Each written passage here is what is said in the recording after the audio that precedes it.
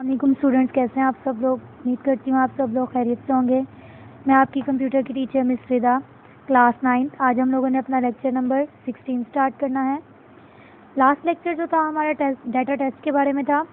हमने जब पूरा डाटा बना लिया तो उसकी टेस्टिंग बहुत ज़रूरी है, हमने इसके बारे में पढ़ा था, ताकि हमें पता चल सके कि हमने जो प्रोग्राम बनाया है या जो डाटा हमने पुट किया है उसकी जो है वो वैलिड है कि नहीं है।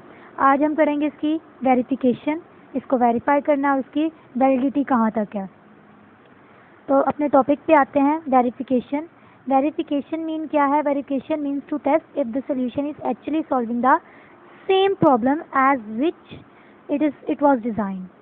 इसका मेन मकसद ये है कि जो डाटा हमने जिस फॉर्म में बनाया है या जिस मकसद के लिए बनाया है वो उसी टास्क को परफॉर्म करे, उसी सेम प्रॉब्लम को परफॉर्म करे जिस चीज़ के लिए हमने डाटा को बनाया था। तो ये होती है इसकी वेरिफिकेशन। जैसे कि if you ask to give a solution for calculating compound interest, then verification means to know that it is given result for compound result, not for the plain interest. For example, आपने एक data बनाया था compound interest को find करने के लिए, तो वो कंपाउंड इंटरेस्ट का ही आंसर देगा, वो प्लेन इंटरेस्ट का आंसर नहीं देगा। कंपाउंड इंटरेस्ट और प्लेन इंटरेस्ट दो किस्म के इंटरेस्ट होते हैं, different. Plain interest simple interest को भी बोलते हैं, जो आपने 8th क्लास में पढ़ा हुआ है, कंपाउंड इंटरेस्ट और प्लेन इंटरेस्ट के बारे में। तो ये वही चीज़ें हैं।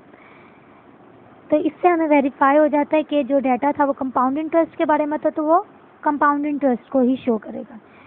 दूसरी चीज़ आ जाती है वैलिडिटी, यानी कि validation means to test whether the solution is correct और नॉट। इससे हमें पता चलेगा जो हमारा सोल्यूशन है वो करेक्ट है कि नहीं है। जो टेस्ट किया डाटा उसका सोल्यूशन करेक्ट आया या नहीं आया, और अगर नहीं आया तो उसकी वजह क्या थी।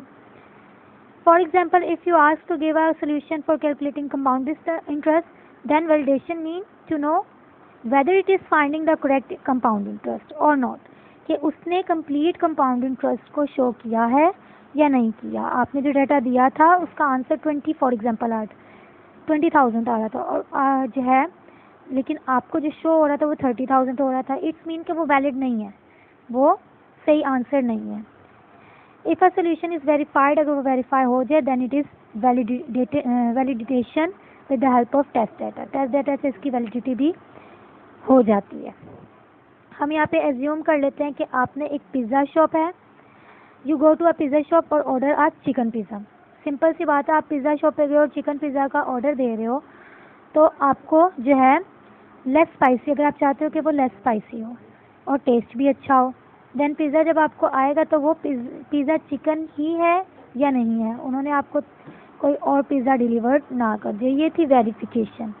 Now if when you eat the pizza, you check whether, आप चेक करेंगे कि आपका जो है लेस स्पाइसी है या नहीं है। अब लेस स्पाइसी है या नहीं है, ये आपकी वैलिडिटी थी, कंडीशन थी जिससे के अकॉर्डिंग आपने चलना था। पिज़्ज़ा चिकन है या कोई और है, कोई और फ्लेवर में है, ये आपकी वेरिफिकेशन में आ गया, और लेस स्पाइसी है या स्पाइसी है ये आपकी वैलिडेशन में आ गया।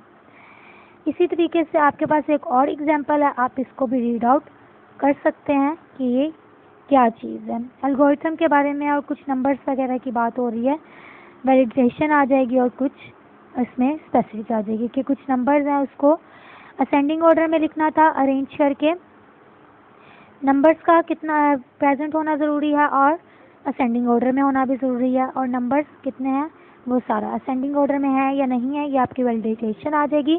और जो नंबर्स हैं आपके वो किस तरीके से अरेंज किए जाएंगे वो इसमें आ जाएगा।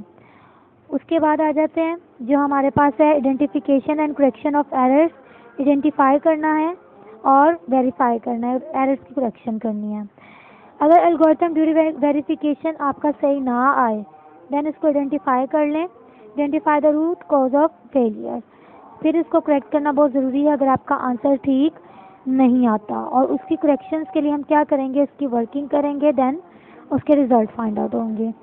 यहाँ पे हमारे पास एक एग्जांपल दी गई है, वो एग्जांपल कुछ ये है कि हमारे पास जो नंबर्स है 144 से 164 सेंटीमीटर तक हाइट है, हमने इसको काउंट डाउन करना है।